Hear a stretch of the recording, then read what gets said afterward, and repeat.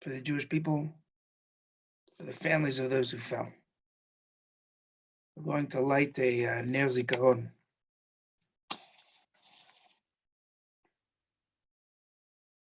Memory of those. Everything about a candle is what we're feeling, we're thinking. No matter which way you turn the flame, it always goes up. This candle is actually lit in memory of Yosef Goodman, who died in a tragic accident, son of Efrat, as a paratrooper in an elite unit. How do you express what Yom Hazikaron, what Memorial Day is all about? This year, it's going to be more challenging than usual. You know, I have a close friend who I learn with every Friday, Shimon Galavensis. His son David was an officer in Golani, and he was killed on duty in Hebron 2.5 years ago.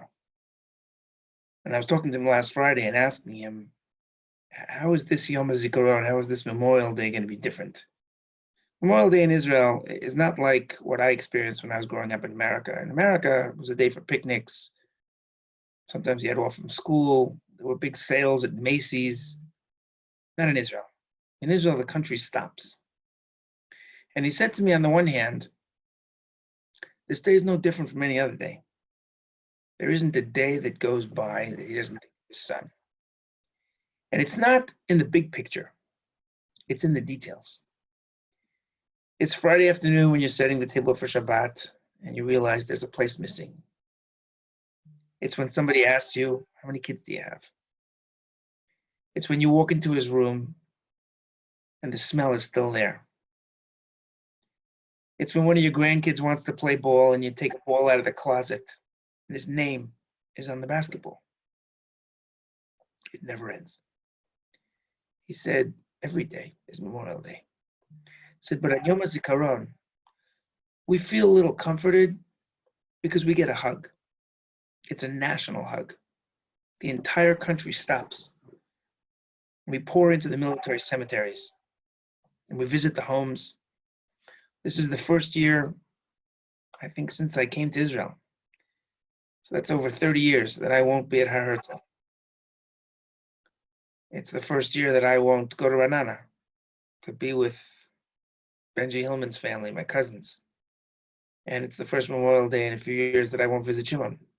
And the list goes on and on and on. Arle Freedman, and Uri Faraj, and David Malek, and Ram Mizrahi, and Sharon Segev, an endless list of names. Almost 25,000 Israelis, men, women, boys, girls, victims of terror, fighters in the army, who never came back.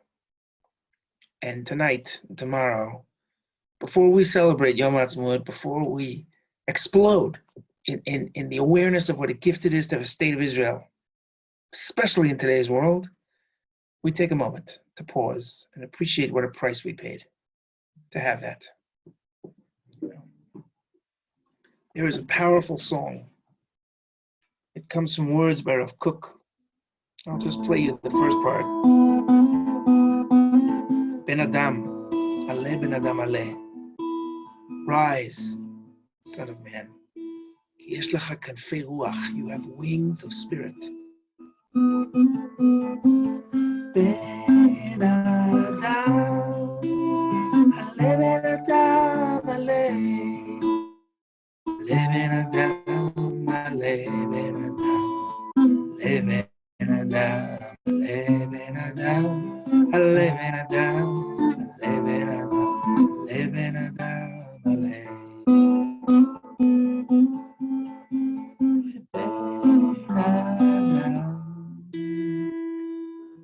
This is the story of a couple of those boys who rose to be what they could be. We couldn't imagine not taking a right to Herzl, But the country, quite correctly, has closed down the military cemeteries this year because of Corona.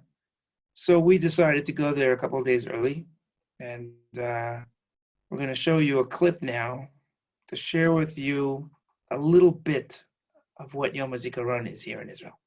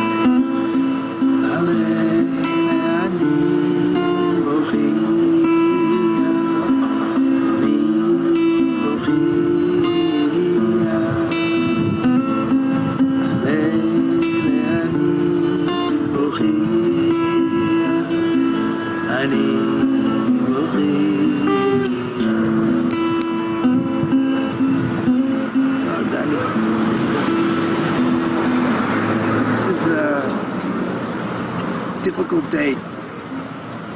It's a difficult day for families. It's a difficult day for friends. Am Yisrael.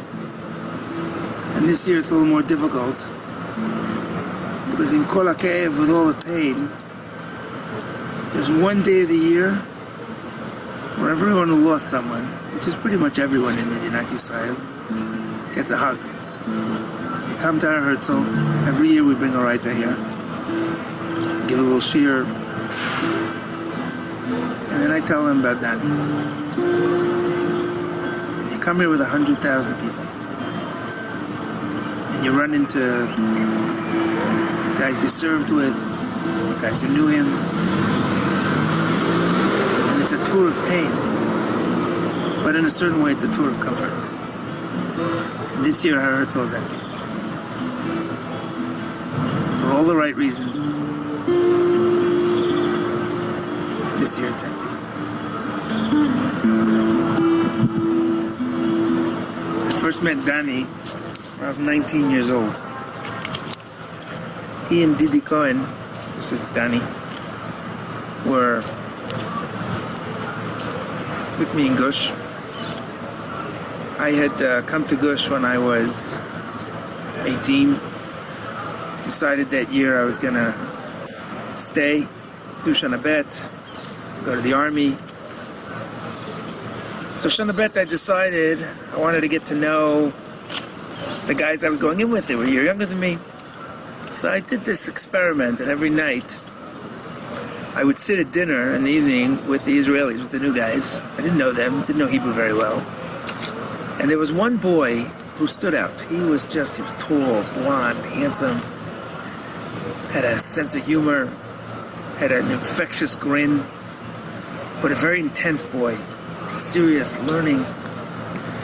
And I would sit with him every night, and he was clearly the ringleader, and he would sometimes say things, and everybody would laugh hysterically, and I never really understood what they were laughing about, but I would smile. But, you know, Israelis are a tough bunch sometimes. It's not an accident that the national fruit here is a sabra, which is prickly on the outside. You got to get to the inside to get sweet. And I didn't have much to do with them. I didn't know them. I learned their names. And my conversations consisted basically of, could you please pass the chicken? You know, not much to say. And my friends, the Americans who I was with, who I usually sat with, they kind of watched this unfold over a couple months. And he's just sitting like, what are you doing there? Like, what are you sitting with these guys? You know, you look like you're suffering. You don't know them, you know, whatever. Like, come sit with us. Like, what's... Anyway, one night, I think it was about 2-3 months into this experiment, and I started thinking, okay, maybe this is a waste of time. And Danny, who happened to be sitting next to me, he looks at me, he goes, "Tagili, ma ta ose po?" Like, tell me, like, what are you doing here? And I was in shock. Such a Danny question, Israeli question. And I was anyways annoyed that I couldn't break through the veneer. I was picking up my tray to kind of leave, and I said, "You know what, in my broken Hebrew, I came because I decided I want to go into the army, and I'm going in with you, and I thought I would get to know you, but I guess it was a mistake. Kanireh ta'ut." And off I walked. So later that day, he comes over to me at night and he says, "Would you like to have a chavruta?" Right? Just like that. Do you want to have a chavruta? To learn together. And I was really surprised, and I was like, "Great, this is it, pay dirt." So I said, "Sure." She said, "The only thing is, it's already 2 months into the year, like, my time pretty full up. How would you feel about doing a chavruta at like 1:30? I was like, 1:30, like lunch break is 1 to 3. It's the only time you really get a break. And that's usually when you play some ball, grab a slope. I figured, I wanted this. I'm finally going to get a chance to. So I said yes. So the next day, I finished lunch, run back to the base medrash. It's 1:30, looking for Danny. No Danny. 1:45, 2 o'clock, 2:15. Now I'm really getting annoyed. I'm sitting there with like the other 50 or 60 tzaddikim who were learning during the break, thinking about the basketball time I'm missing. And, but I figured, all right, there's no point in going back to sleep now. So I stayed till mincha. After mincha, we daven mincha at 3 o'clock in the gush. After mincha, I went looking for him. And he's sitting up on the rampa, his chavruta, his study partner. And I walk over and goes, "Maka, like, what happened?" He looks at me like with this kind of puzzled expression on his face. I said to him, "You said we're going to have a chavruta at 1:30. I was here at 1:30. He looks at me and goes, "No, not 1:30 in the afternoon. 1:30 in the morning. I have a break during I have a chavruta during the break. And I learn at night, and then I have a shiur, and I finish at 1:15. I figure I'll grab a cup of coffee, and we'll learn from 1:30 to 2. So my mouth fell open. I'm like, 1:30 in the morning? He's like, "Look, if it's too much for you, we don't have to do it like I." No. So we started learning at 1:30 in the morning. Every day. And that was Danny. There were no compromises. I remember when I went into the army, I actually really tried to get into infantry, spent an extra day in Bakum in the collection base, because I really wanted to be with him. From that day, Danny decided that I was going to become an Israeli. He made sure if there was a birthday party among the guys, I was there. He made sure if they did a teal, I went with them. He made sure that if something was going on my birthday, he made everything. He started to teach me Hebrew words. He would not answer me if I spoke to him in English when we had our chavrusa. He would only speak to me in Hebrew, right? Met his parents. I remember I came back from the first Sheirut. I was in tanks, sergeant's course, whatever, and I got back to yeshiva. We picked up our chavrusa. And one day, I'm walking out of the base medrash, out of the study hall, and I see Danny. Danny's talking on the payphones. And he was doing something that was very uncharacteristic for him. He was actually giggling. I'd never seen him giggle before. He had a good laugh, but I never saw him giggle. And someone had told me that he thinks he met a girl, but he was very private about these things. So I went over. I was going to have some fun with him. I got a little closer, and I suddenly realized he was speaking in perfect English, with an English accent. And my mouth fell open. I never heard him speak English. And I'm standing there, and he sees me, and he flashes me one of his smiles, and he walks over to me, and I said to him, "You speak English?" He looks at me. Of course I speak English. I came to Israel when I was 4. You know that. My parents are English. I said, "You speak perfect English? I broke my teeth in Hebrew all this time, and you speak perfect English?" Put his hands on my shoulder. I'll never forget this. He says to me, "Listen, if I'd spoken to you in English, you never would have learned Hebrew." That was Danny. There was no compromise. Principles are principles. There was a story about him that made the papers. They were up in Lebanon, South Milano. They're walking through the cherry orchards, through the melon fields. And he suddenly realized, everybody knows that this area of Lebanon has magnificent cherries. And later when I was there, that's what they did, you pick the cherries. In the middle of no man's land. And he suddenly realized, who says that these cherries are free-for-all? Who says they're hefker? Maybe they belong to some farmer, we're allowed to take them. So he, for 3 days, till he managed to get a phone line, in those days there were no cell phones, and he got a hold of Rav Amital, Rosh Yeshiva, and he asked him, are you allowed to take these cherries? Could it be that there's a non-Jews? Rav Amital, by the way, said, no, of course not, it's Gezel, can't take it. He made it his mission to tell all the guys, you're not allowed to take the cherries. He made sure when they walked through the melon fields, they would switch up their patrol so people would know which way they were going, not to walk on the melons. And guys would laugh at him, you're in the middle of a war zone, you're worried about melons? And he would say to them, one day, some farmer's going to come back here. He should find his melons. Unbelievable. On the 19th of Adar, in 1985, they went out on a routine patrol in Gesher Kasmia, and they were ambushed. And he and Didi Cohen were killed. I still remember the exact day. I remember the moment. I remember the newspaper. But you know when I really got it? I got it at my wedding. We have like a minhag amongst the chevra. We invite the families of those who fell. Zach Balmo's parents were at my wedding. And someone told me, you come out, you have a big dance. And somebody told me that they were leaving. So I went over. I wanted Dorit to meet them, and I went over just to say goodbye. And I saw it in his mother's eyes. It suddenly hit me. She was not at my wedding. She was at Donnie's wedding. She was thinking, who was the girl he was meant to marry? Who were the kids he would never have? Who were the grandchildren that they would never bounce on their knees? One world, totally shattered.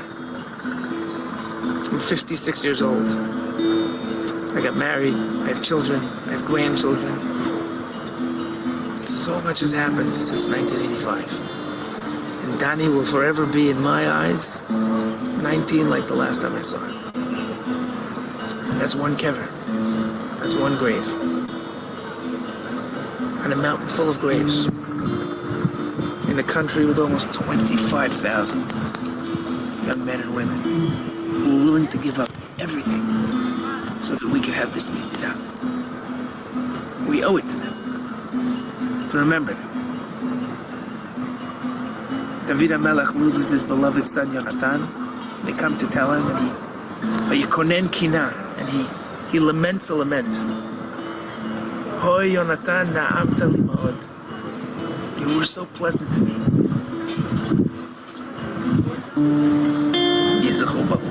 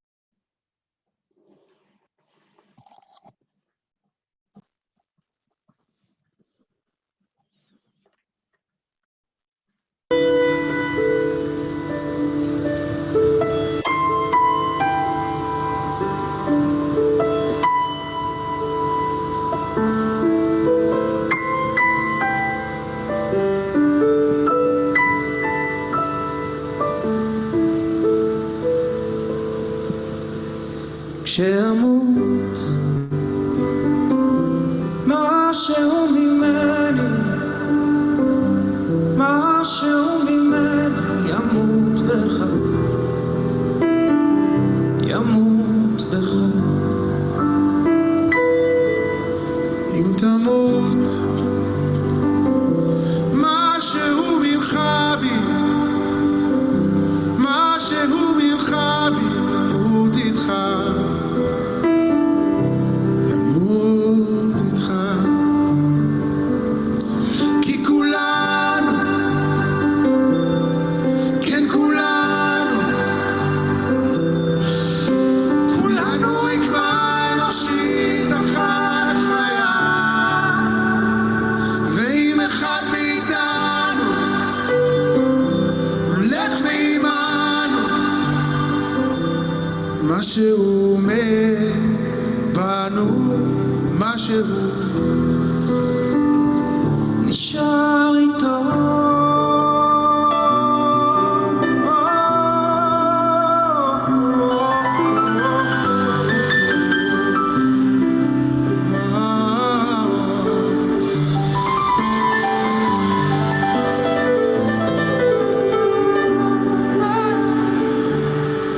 אם נדע, כן איך להרגיע, איך להרגיע את האיבה. אם רק נדע, אם נדע להשקיט את זעמנו, על אף עלבוננו לומר סליחה, להתחיל מההתחלה. כי כולנו, כן כולנו, כולנו יקמה אנושית אחת חיה. ואם אחד מאיתנו הולך מעימנו, משהו מת בנו, משהו נשאר איתו. לא, לא, לא, לא, לא.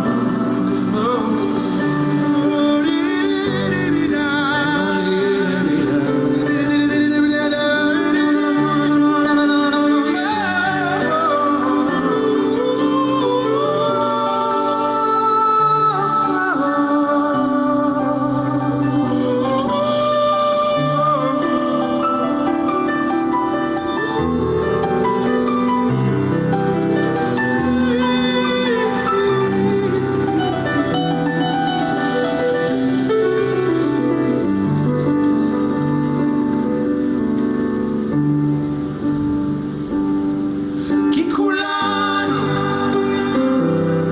כן כולנו, כולנו יקמה אנושית אחת חיה.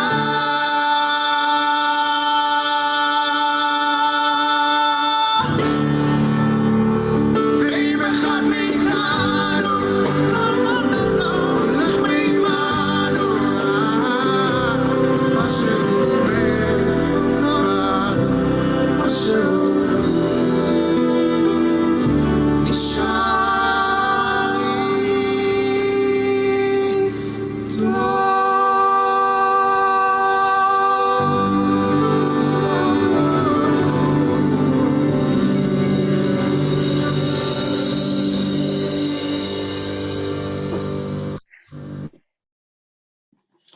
What does it mean? אם אחד מאיתנו, אם מת אחד מאיתנו, מת משהו בכולנו. If one of us dies, something dies in each of us. We've lost something. You know, Jewish people have this concept, Kol Yisrael arevim ze baze, or ze laze. We are all me'orav. What does it mean to be me'orav? It means to be mixed up. It means you are me and I am you and we are all one. I cannot think of a day in the Jewish calendar that more exemplifies that than Yom Hazikaron. We put aside our differences. There's no left, there's no right, there's no religious, there's no secular, there's no different kippah or no kippah. There's just achim, yachad. How good, how pleasant it is. And on this day, we remember. Yizkor Am Yisrael et banav u'bnotav. This is what they say at the beginning of every military memorial service in Israel, at the military cemetery and on Yom HaZikaron. Yizkor Am Yisrael et banav u'bnotav. That the Jewish people remember their sons and daughters, Chayalei Tzva Haganah Yisrael, soldiers in the Israeli army, Hane'emanim ve'amitzim, loyal and brave, Asher chafu nafsham b'milchamot Yisrael, who gave up their lives in the wars of Israel. Yizkor Yisrael v'yitbarech bezaro, let Israel remember and be blessed with its offspring. V'yeh avel al ziv ha'olamim v'chemdat ha'gvura v'kedushat ha'ratzon, and let them mourn the magnificence of their heroism and the holiness of their will, u'mesirut ha'nefesh, their willingness to sacrifice. Asher nispu b'marachot ha'kvedot, who were lost in these terrible, terrible battles. Let the heroes, let them be sealed in our hearts forever. I want to tell you another story. He was 16 years old. And I met him sitting outside the principal's office. I was out of the army. I had not gotten married yet. I didn't know that that was the year I was going to get married. And I took a job as a dorm counselor, a night job. I was learning for smicha. I was studying for the rabbinate. And Rabbi Riskin, had encouraged me and convinced me and basically hired me. But he said, in order to make it official, you have to meet with the principal of the high school, part of their institution. So I had a meeting with the principal. And I kind of knew I was going to get the job, but still, the principal has to meet you and okay it. And I was sitting outside the office waiting for the principal, and I saw this boy, and he had that look, a look of being outside the principal's office. I knew that look well. I'd had that look many a time when I was in high school. So I started up a conversation with him. He looked a little down. It turned out he's a great kid. I was talking to him. We had a good conversation. About 15 minutes later, they told me the principal was ready to see me. So I said litraot to him, whatever, and I went in. We had a meeting. At the end of the meeting, he said, okay, I see Riskin was right, great, and we're excited to welcome you aboard, and you'll start at the end of the summer in August, and great. And I asked him, does he know which machzor, which year, 9th grade, 10th grade, 11th grade I'm going to get? And he said, why do you ask? And I said, well, I just met a boy out there, 11th grader, and I was hoping maybe he could be one of my students. I could get his machzor because he seems like a nice boy, and I kind of hit it off with him. It'd be good to start knowing one student. So he looked up a little surprised and he smiled, the principal. And he said, well, I'm not quite sure he's going to be here next year. Now, I don't know what possessed me to say this. It's a little impetuous, maybe a mistake. But without even thinking, I said, well, if he's here, I'll take him on as a project. So he looked up again, kind of a little surprised, and okay, duly noted. And that was it. And I had a lot to do that summer. This was like in, Pesach time. And August came around eventually, and I took the job, and we had an orientation, and we're sitting with the head of the dormitories going through the list of students that were going to be my charges, as it were. And we get to this boy's name, Dvir Mochaim, and the Moshe Sudri, the head of the dorms, looks up, he says, I understand that you've committed to making this boy a special project of yours. I was like, be careful what you say. And I had kind of forgotten about that. Okay. But milah milah, so I made him a project. And we got close. And he was really a totach. He just needed someone to give him the opportunity. He was charismatic, good looking, powerful, just an amazing boy. This is Dvir Mochaim, solid kid. And he was a success story. When he finished, he went on to the Eli Military Academy, where he excelled. He drafted into the paratroopers. It's not easy to get into the paratroopers. I know I have a son in the paratroopers. You have to go through a gibush. He was accepted, and he did exceptionally well. He was invited to sergeant's course. He became a commander, and then he served in Lebanon. And I want to tell you, the worst way to hear something like this is to hear it on the evening news. A couple of years later, I was sitting in our living room, a little cold apartment. I happened to sit down and watch the news, and then I heard his name. They were on an ambush on a Marav in Lebanon. It's not a simple mission. And they were actually on their way back. They had accomplished their mission, whatever it was. They were on their way back to Israel. They could almost see the border. It was a rainy, foggy night. And I don't blame the officer in charge. I understand these things. You know, after 7, 8, 9 hours, intense Lebanon, you know, you can see the border of a kilometer or two ahead. You're pretty safe now. You're almost done. I guess you let your guard down. They had a few kilometers left to walk. And the officer in charge who leads the column, you're supposed to walk in night distances when you're at night. And it's still night. It's before the dawn. Because, you know, you have to keep in touch with each other. No. But he was kind of not paying attention, and the column started spreading out, and people were distant from each other. And he wasn't noticing that he was actually veering off sort of to the side. And the guys at the rear of the column didn't notice they were walking to the other side. And it was a foggy night. And all of a sudden, the officer in the front of the column sees silhouettes, and they're clearly holding machine guns. Now, it's practice that when you go out and do a mission like this, you check with other units in the area. Everybody knows who's doing what. You make sure that you're not going to be in the area with another unit. So they knew there were no other Israeli army units in the area. There was Hezbollah. And so if you see men carrying guns at night in Lebanon, you hit the ground and you fire. And that's what they did, right? And they didn't realize that they were opening up on the tail of their own column. That's what's called the Dutz, a Dutz Dadi. And 2 of the boys were killed, 3 of them were injured. And so the next day, we went to Dvir's funeral. And he was such a phenomenal kid. And he'll be 20 years old forever. And I remember a number of years ago, I was at Herzl for a totally different reason. Whatever, I was with the group, they wanted to visit Herzl. I said I would take them around. And after the group left, I decided I hadn't been to Dvir's kever, to his grave, in a while, so I would go visit his grave. So I went to his grave, and there had been some sort of ceremony at Herzl. There were still like some, you know, bands and things around, markings. And as I was walking away from his kever, down the steps, which are like a few feet from his grave, I saw a piece of paper lying on the ground. Now, I hate litter, and I especially detest litter on Herzl. So I bent down to pick up the piece of paper. I was going to throw it in the garbage. And I happened to look at it. It was a worn out piece of paper. It had clearly been sitting in the rain. And I realized that it was a letter. And it was a letter to Dvir. It had obviously been sitting in his grave. And I guess eventually, you know, sort of, it fell out from the rock under his grave. And so I'm going to read you this letter. This letter, actually, a number of years ago, I was finally able to give this letter back to his father and tell him the story. His mother passed away. This letter is actually from his aunt. It's not his mother. Dvirush. That's, I guess, what they called him. It's been 15 years since the difficult goodbye. From this painful goodbye that still we can't grasp.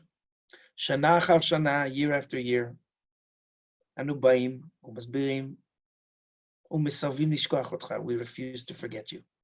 Lo rotzim v'gam lo yacholim. We can't and we won't. Ata rachakta, you've become distant. Achatzlenu karov nisharta, but for us, you've stayed close forever. Yesh b'libeinu makom, there is in our hearts a place. Shu rak shelcha, it's only yours. Mirvach, a space. She'eno mitztamtzem iman zman, it doesn't contract with time.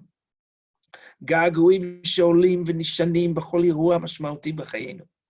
Longings that come up and are repeated at every significant event in our lives, every wedding, every bris. When you lose someone in the family, no family event will ever be the same. And in every such event, when we merit to see the additional offspring, the new children, grandchildren, great-grandchildren that have joined our family, we tell them, Dvir, there's another cousin, or shutaf, a partner, שיש לו חלק בחיינו, who's part of our lives. אנו אומרים מילים אלו, right? I say these words בשמי, in my name, ומרשה לעצמי גם בשמם של כל השותפים באהבתנו אליך. And in the name of all those who love you so much. אז המכתב הזה, דביר, אני משאירה כאן אצלך. I leave this letter with you.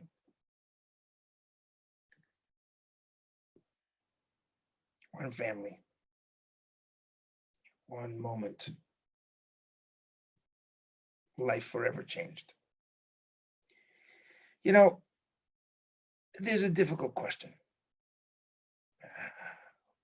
What is this? What? You stand on this day, and don't get me wrong, this is not a day for answers. This is a day for being. This is a day for sharing, for respecting, for honoring, for remembering. But there's an unasked question that sits in the back of everybody's mind in Israel. Why has this price been so great? Why this pain? Why this gulf? You know, the hole is so big. What do you do with that? So I'll share with you an idea that's worth thinking about. It obviously doesn't apply only to Yom Hazikaron, but it's an appropriate thing to think about. And I just want to say that when we finish this idea, we're going to end. We might have time for one more song, but we're going to end exactly at 8 o'clock in Israel, which will be 1 p.m. for you in America, with the Tzfirah. Every year in Israel on Yom Hazikaron, at 8 p.m. in the evening and 11 in the morning, a siren goes off, a 2-minute siren, and the entire country stops. People come out of restaurants, traffic stops, people get out of their cars, people file off the buses. Wherever you are, you stop. If you're standing on Herzl, it's quite remarkable to see 100,000 people just go completely silent. And we're going to do that. We're going to end with that Tzfirah. You'll hear it off the radio. Michal has arranged to make sure that we're in the Tzfirah. And by the way, tremendous thanks to Michal for organizing all this. I just get to speak, and she put a lot of work into putting this together. Because we thought that there's something to be said for having a moment where the 6,000 miles, 8,000 miles, make no difference. We're in the same moment, in the same place. And we're going to end with that Tzfirah. And just like in Israel, after the Tzfirah, there is this powerful silence. It takes a minute, nobody talks. So we're going to end. We're not going to get back on and say goodbye and thank you for joining us. We're just going to end with that Tzfirah and leave you to think about this. So what do you do with this? What sense can we make of this? You know, there's a Gemara in Sanhedrin. And the Gemara in Sanhedrin, it asks an interesting question. David HaMelech says, and if you want more of the details of this source, you can WhatsApp me or text me. David HaMelech says to Hashem, I notice that in the beginning of probably our most powerful prayer, Shemona Esrei, the silent Amidah, it says, Elokei Avraham, Elokei Yitzchak, Elokei Yaakov, the God of Avraham, the God of Yitzchak, the God of Yaakov. But it doesn't say Elokei David. It doesn't say the God of David. Why am I not included? It's a pretty strange question. And on the face of it, it appears to be a little bit of an arrogant question. But in fact, it's not an arrogant question. David doesn't need his name. King David doesn't need his name up in lights. He's basically saying, there's something I'm meant to be bringing into the world. When we relate to Hashem, we think of God as the God of Avraham because through Avraham, an aspect of Hashem came into the world. Avraham brought to the world the concept of chesed, of loving kindness. Yitzchak brought to the world the concept of gvura, of receiving, of surrender, of acceptance. Yaakov brought to the world the power of tiferet, of synthesis. David was supposed to bring into the world the concept of malchut, royalty. And he obviously didn't succeed because we still don't have a melech. So what David is asking is, why? How do I do that? How do I succeed in bringing Hashem into the world through the way that I'm meant to bring Hashem into the world? But God says to him, not a problem. It's very simple. Hey, I tested them. Va'at lo menaseh, and I haven't tested you. So David says, so test me. So God says, okay, I'll test you. I'll test you with the aspect of your personality that's most difficult. And immediately, and some of us know the story, David hears a noise. He goes up on the roof. He sees Bathsheba, and he falls for a woman who's married to someone else, and that becomes a mess. And that is his debacle. And he fails.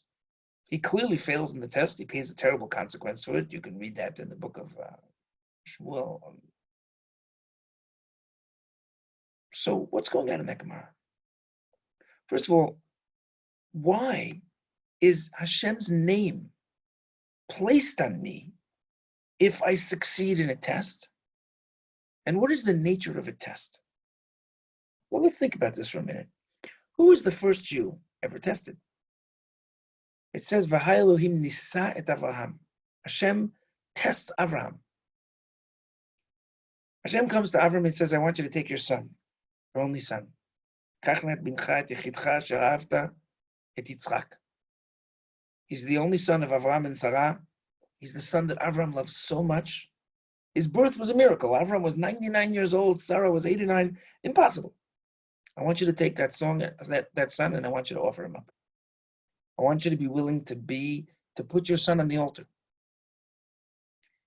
Now, Avraham should say to Hashem, that's impossible. That makes no sense. You told me, Kiv Yitzchaki karei lechazara, through Yitzchak, the Jewish people will be born, will continue. And the nation, the land of Israel will be given to them. You told me that Yitzchak is going to survive and become a great nation. How can you tell me to offer him up? This is basically impossible. And if Avraham had asked Hashem that question, Hashem should have said, you're absolutely right, it's impossible. Now go do it. Nisayon. Imagine that Hashem comes to the Jewish people and he says to them, in the shadows of Buchenwald and Auschwitz, it's time. I want you to create a state. It's time to come home. Time to build a state of Israel. In this imaginary conversation, the Jewish people should have said to God, that's not possible. Look what you've just done to us. There are millions of Jews that have been murdered. There are hundreds of thousands of Jews wallowing in displaced persons camp with nowhere to go. And even if we get to Israel, we're outnumbered 15-1. We're surrounded by 6 Arab armies. We have no tanks. We have no planes. We have nothing. This is impossible. That's what the Jewish people should have said to God. And God should have said, you're 100% right. This is impossible. Now go do it. It is not possible what happened in 1948. It's not possible what happened in 1967. And it's certainly not possible what happened in 1973. In fact, I have a friend who used to teach military strategy at West Point. He eventually made Aliyah, and he did similar things to the Israeli army. I was blessed to meet him, and he actually helped us with some strategic challenges I had in the army during the Second Intifada, probably saved a number of lives. And he told me an amazing story. He said that in West Point is the elite military academy for officer training in the American Army, the best of the best. It's very hard to get in there. Best of the best go to West Point, at least the best of the American Army. And in their third year, they spend a good number of months studying military strategy, how to analyze the battlefield, how to know when to pull back, when to retreat, how to arrange your forces. And they regularly are given exercises and challenged to come up with the correct solutions, and that's part of their training process. So on this particular day, the base command introduces the dilemma that they're going to face. And he lays out sort of the battle plan, the battlefield, and the forces that are arrayed against him and how many forces they have. They're clearly outnumbered. Then he says to them, okay, look at the terrain, look at the forces. This is the area you have to operate in. You have to figure out a way to grab victory from the seemingly insurmountable odds. And they break off into their groups. And in their groups, they cannot come up with a solution. And one by one, the groups come back and they say, okay, this is unsolvable. Now, it's sometimes you're supposed to recognize one of the most difficult things to learn. I was blessed never have to do this in the Army, is sometimes you have to retreat. It's not something any commander wants to do, but if you need to retreat and that's the correct approach, then you need to know it's time to move back. So that's what their assumption is. And the base commander comes in again and he says, no, that is not the answer to this question. There is a solution to this question.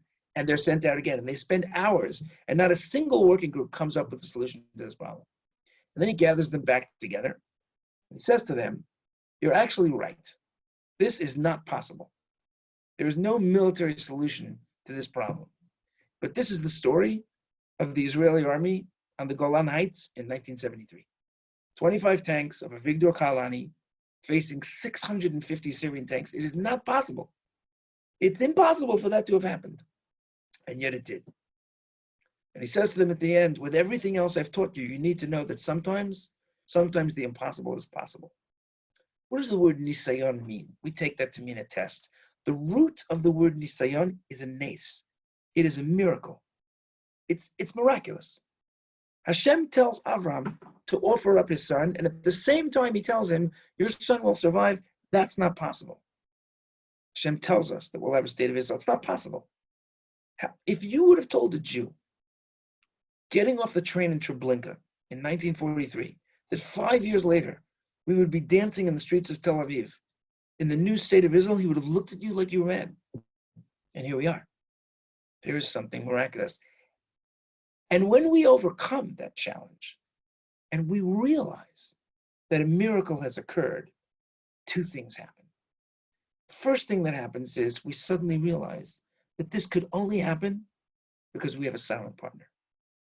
Because Hashem decides that this is going to happen. Inside the concept of Nisayon is the miraculous. In that moment, we realize that Hashem guides the world and that the miraculous can happen. And when we realize that, when we become a vehicle through which the miraculous occurs, then the name of Hashem is planted on us. Then it's no longer just Elokim, it's Elokei David, Elokei Yitzchak, Elokei Avraham. That's one of our challenges in this world. Can we rise to the events before us when it should not be possible? There are 25,000 sets of parents who were asked to become Avraham and Sarah. They are the modern day realization of Akedat Yitzchak, of the binding of Isaac. And what they were asked to do is not possible. The fact that we run, that we have a healthy state of Israel today is beyond explanation. And yet here we are. Danny Mojitz, Dvir Mochaim, Zach Baumel, Sharon Segev, Yuval Hyman, Uri Faraj, Ram Mizrahi, David Malek, Arle Freedman, the list goes on and on. Those individuals were tested in a way we can't imagine, and we hope never to. And they are beyond description. I remember the story of Yosef Goodman. This Ner Zikaron, which is still lit here, and will stay lit for the remainder of Yom HaZikaron in our home. This was dedicated to Yosef Goodman and to Benji Hillman. Benji Hillman was my cousin. He fell in the battle of 2006 in Marun Aras, leading his men into battle, not a week after he got married. I still remember at his wedding, when he serenaded his wife. He had some deal going with the band, and this is Benji. He had some deal going with the band. He was a strikingly handsome boy. And in the middle of the circle, when the bride and groom were sitting in the circle, they were a handsome couple. He was 6'2". She was gorgeous, blonde hair flowing on her shoulders, magnificent. They'd gone out for 8 years. He basically married almost his high school sweetheart. He was a commander in an elite unit of the Israeli army in Aguz. And they were married, I think it was 3 weeks earlier. And then he was called to go to battle. He had actually finished. He was set to go to university. He had been taking time off from the army. But your men call you and you go. And he went up to Lebanon and crossed over the border behind Avivim. And their mission was to capture the ridge from Hezbollah. And he was hit by an anti-tank weapon. And I remember at his wedding, there was this moment. He had worked it out with the band. He all of a sudden jumps into the middle circle. They give him the mic, and he starts serenading Ayala, his bride. And he starts sort of, singing this song in Argentinian and Spanish. She had made Aliyah as a child from Argentina, 4 years old. This was her favorite song whenever she was having a tough time. So he didn't know Spanish. He had learned the song, and she's sitting there laughing hysterically because he was not a singer. He was not giving up his day job. was just one of those hallmark moments. It was so powerful. And then, not a month later, we're standing in a military cemetery in Ranana, and this incredible moment was just a memory. And all the relatives, everybody that had gathered together for the wedding that had finally gone home, they all came back together again. And the image that stays in my mind is his bride, literally over his kever, just ishtatachat ala kever, destroyed. And she, thank God, eventually got remarried. She's married, kid, because the impossible can happen, you know. And I look at the parents of these boys. I look at my cousins, Judith and Danny. It's beyond my comprehension how people have the strength that they do, and the little bit that we can do, the little bit that we can give to them, to be with them. You know, when you visit somebody who is sitting in mourning, so the Sfardim say, "Mina shamayim tinuchamu," you should be comforted from above. Because we can't really, there's nothing we can do to comfort a person. Only the Ein Sof, only the endless one, only infinity, the source of infinity, can fill that endless hole. The Ashkenazim, those of us of Western background, we say, "Hamakom yanachem etchem betoch sha'ar evilei Tzion v'Yerushalayim v'lo tosifu ledavar od." The makom, the source of place, that's another discussion, should comfort you. And the plural form is used. Hamakom yanachem etchem. Hashem, God will comfort all of you.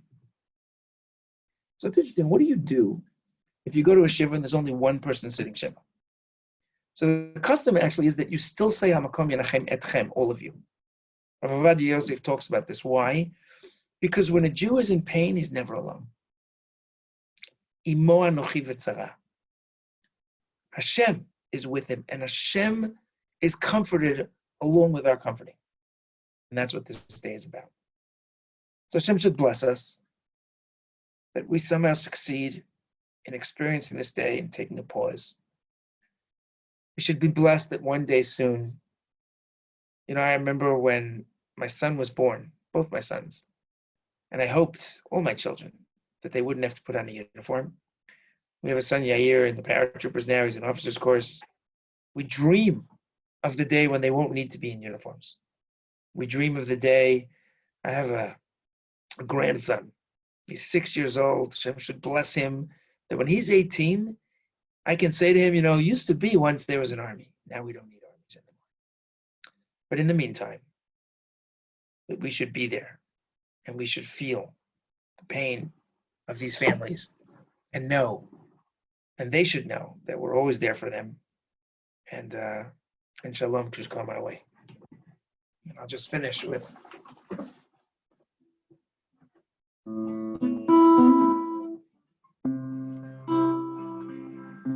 Onyavo shalom aleinu,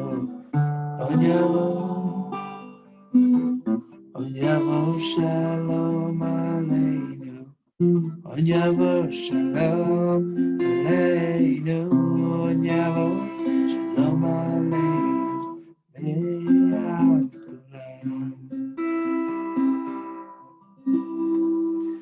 we're going to wait for the tefillah. We'll get here one last piece. And I wish everybody a meaningful Yom Hazikaron.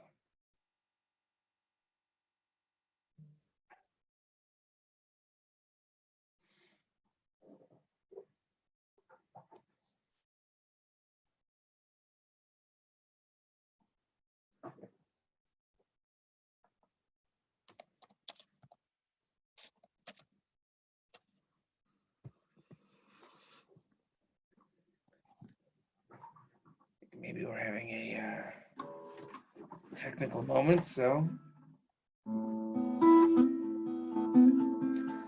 ואפילו בהסתר, שבתוך הסתר,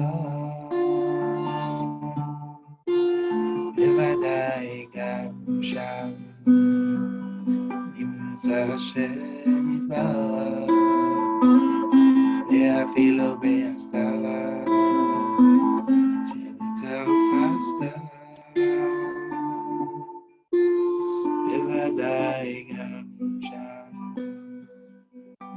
Hashem Yitbarach. גם מאחורי דברים הקשים העומדים עליך.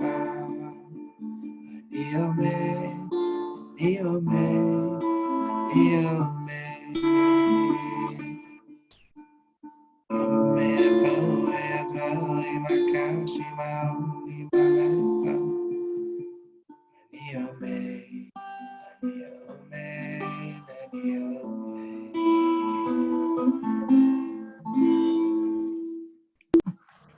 המשמר יחטיף את נשקו. אך תפשק.